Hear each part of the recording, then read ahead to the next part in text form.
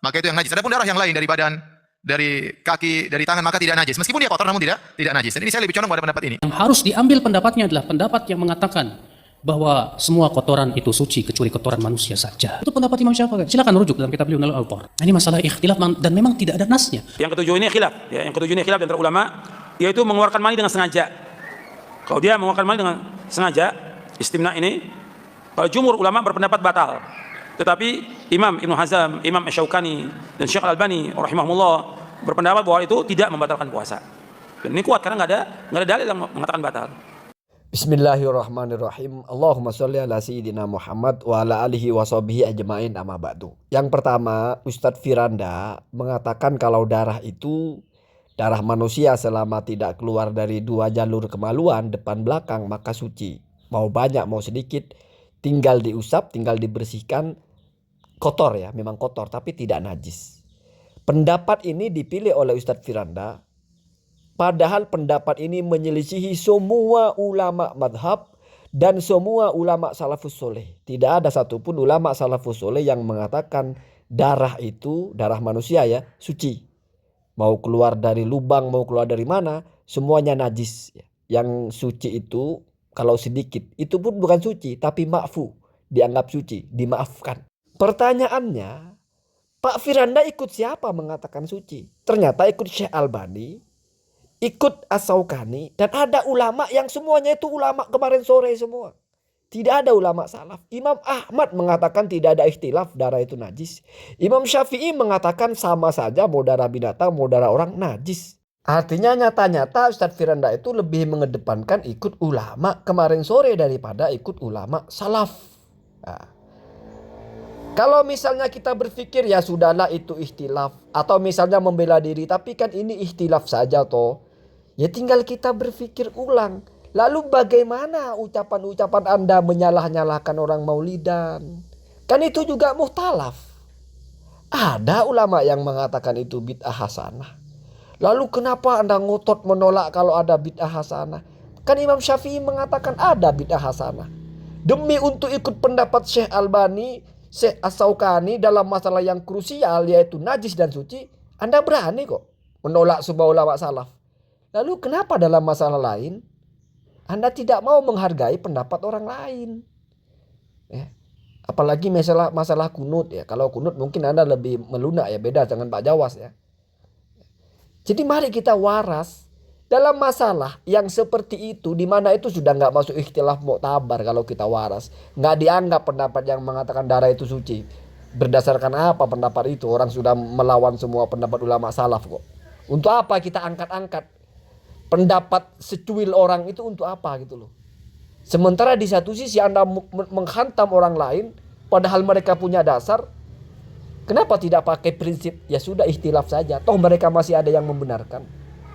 Bagaimana kalau mereka itu lebih kuat bahwa maulid Nabi ya berpahala, maulid Nabi ya bid'ah hasanah? Kenapa itu tidak dihormati? Bukankah mereka juga punya ulama untuk itu ya? Itulah yang saya bilang ajaib kalian ini ya. Yang kedua, Ustaz Badrus Salam, tai kucing suci. Semua tai itu suci kecuali tai orang. Itu lagi-lagi pendapatnya As-Syaukani.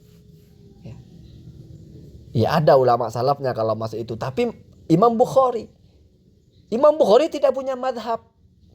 Kita baca bagaimana kita ikut pendapat ulama madhab yang 4. Kenapa tidak ikut yang lain? Karena yang lain itu tidak ada tadribnya. Tidak ada tahrirnya.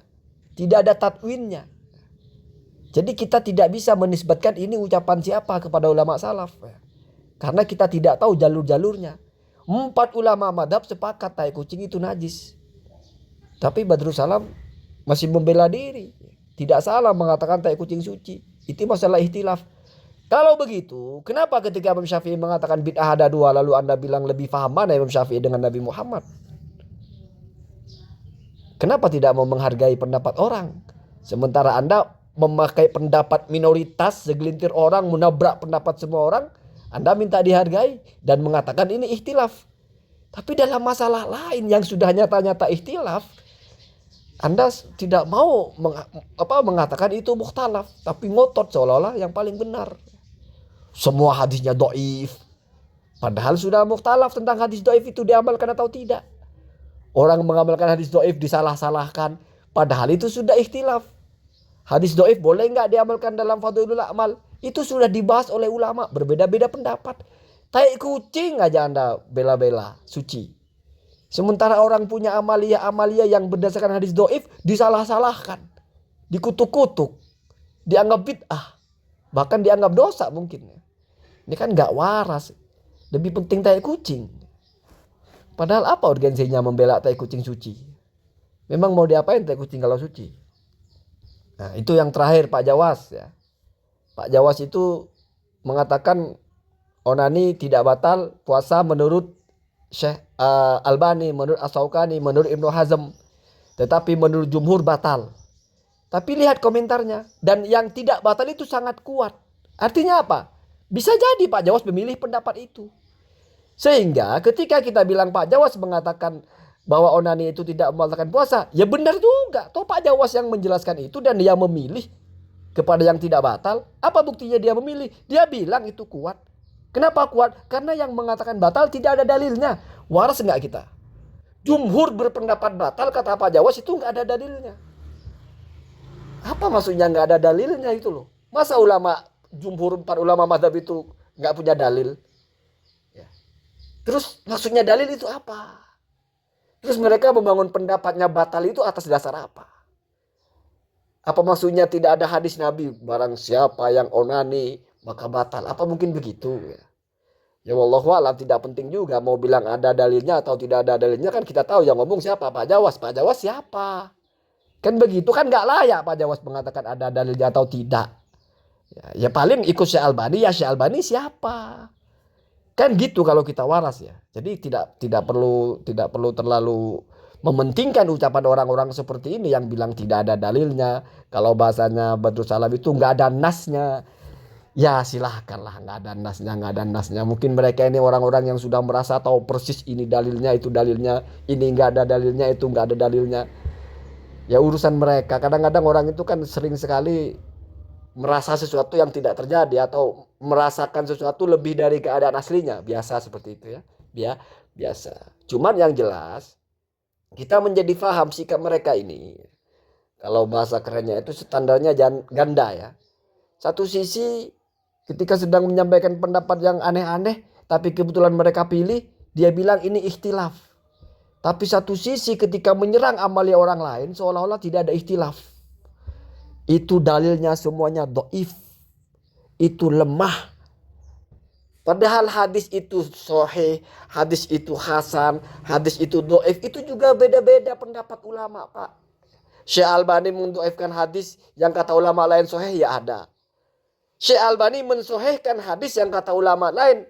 Bahkan ulama kebanyakan itu tidak sahih ya ada.